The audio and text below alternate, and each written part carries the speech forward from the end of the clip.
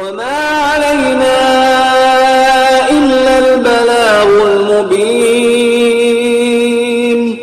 ہماری ذمہ داری تو بس صاف صاف پیغام پہنچا دینا ہے. صدق اللہ العلی العظیم. السلام علیکم ورحمۃ اللہ وبرکاتہ. آپ کے پسندیدہ علمی و ثقافتی چینل سچا پیغام کے دینی تعلیماتی پروگرام میں آپ کا استقبال ہے. سامعین کرام، آج کی اس مجلس میں مختلف شرعی اور دینی مسائل بیان کیے جائیں گے. لوگوں کی طرف سے جو مختلف سوالات کیے جاتے ہیں ان میں سے ایک سوال یہ کیا جاتا ہے، حدیث شریف میں آیا ہے کہ بیچ کی مانگ نکالنا چاہیے. کچھ عورتیں کہتی ہیں کہ یہ صرف مردوں کے لیے ہے، عورتیں بغیر مانگ نکالے بھی چوٹی گوندھ سکتی ہیں، اس کا حکم کیا ہے؟ کتاب الفتاویٰ کے مطابق اس سوال کے جواب کا خلاصہ یہ ہے، حدیث شریف میں تو رسول اللہ صلی اللہ علیہ وسلم کے سر مبارک میں مانگ نکالنے کا ذکر موجود ہے، اور جن باتوں میں رسول اللہ صلی اللہ علیہ وسلم نے مردوں اور عورتوں کے احکام میں کوئی خاص فرق نہیں بتایا، ایسے احکام میں مردوں اور عورتوں کا حکم ایک ہی ہے. اسی لیے عورتوں کے لیے مانگ نکالنے کو واجب قرار نہیں دیا گیا. اگر مانگ نکالے بغیر عورتیں چوٹی گوندھ لیتی ہیں تو اس کی گنجائش ہے، اس میں شریعت کے لحاظ سے کوئی خرابی نہیں.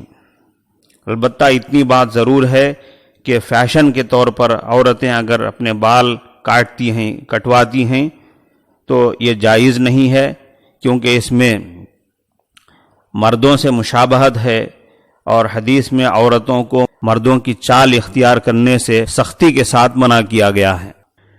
اسی طرح ایک سوال یہ کیا جاتا ہے کہ مسلمان عورتیں گلے میں موتی کا ہار پہنتی ہیں، اسی ہار کو ہندو عورتیں منگل سوتر کہتی ہیں. خواتین کا عقیدہ ہے کہ ہر شادی شدہ خاتون کے گلے میں یہ ہار ہونا لازمی ہے.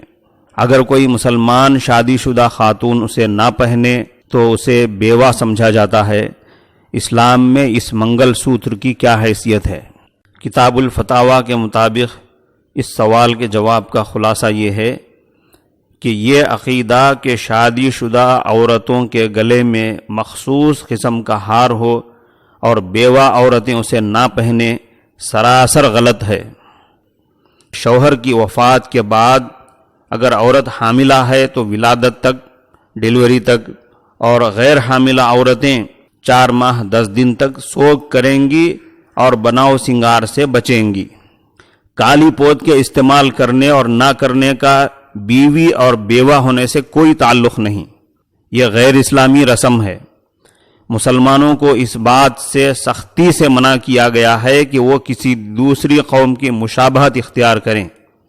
رسول اللہ صلی اللہ علیہ وسلم نے ارشاد فرمایا، من تشبہ بقوم فہو منہم.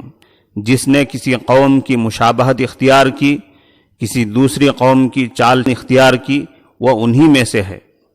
اس لیے مسلمان عورتیں منگل سوتر یا کالی پوت کا لچھا استعمال کرنے سے پرہیز کریں، اور اس کو شوہر کے زندہ ہونے کی علامت سمجھنا اسلامی اصولوں کے سراسر خلاف ہے.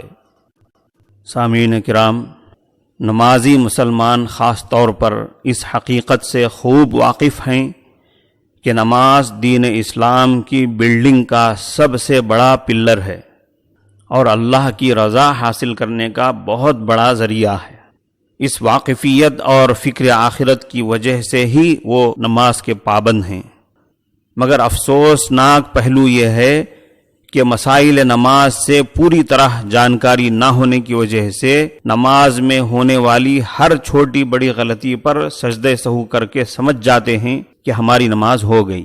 کچھ ایسی بڑی غلطیاں ہوتی ہیں کہ سجدہ سہو سے بھی وہ غلطیاں دور نہیں ہوتی، نماز فاسد ہو جاتی ہے، ٹوٹ جاتی ہے. کچھ غلطیاں ایسی معمولی ہوتی ہیں کہ جن کی وجہ سے سجدہ سہو واجب نہیں ہوتا، لیکن اس پر بھی لوگ سجدہ سہو کر لیتے ہیں، اور جن غلطیوں کی وجہ سے سجدہ سہو واجب ہوتا ہے اس پر سجدہ سہو نہیں کرتے ہیں۔ یہاں تک کہ کئی اماموں کو بھی دیکھا گیا کہ وہ سجدہ سہو کے مسائل سے واقف نہیں ہیں، جس کی وجہ سے وہ بھی عام نمازیوں کی طرح ہر چھوٹی بڑی غلطی پر سجدہ سہو کے عادی ہو گئے ہیں۔ اس لیے ضروری معلوم ہوا کہ سجدہ سہو کے مسائل بیان کیے جائیں تاکہ نمازیوں کی نمازیں صحیح ہو کر بارگاہ الہی میں مقبول و منظور ہو جائیں۔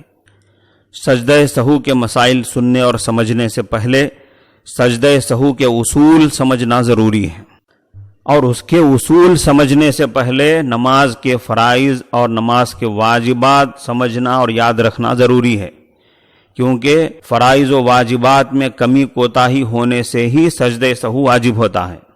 پہلے نماز کے فرائض سن لیجئے۔ نماز میں 6 فرض ہیں۔ پہلا فرض ہے تکبیر تحریمہ، یعنی نماز شروع کرنے کے لیے اللہ اکبر کہنا۔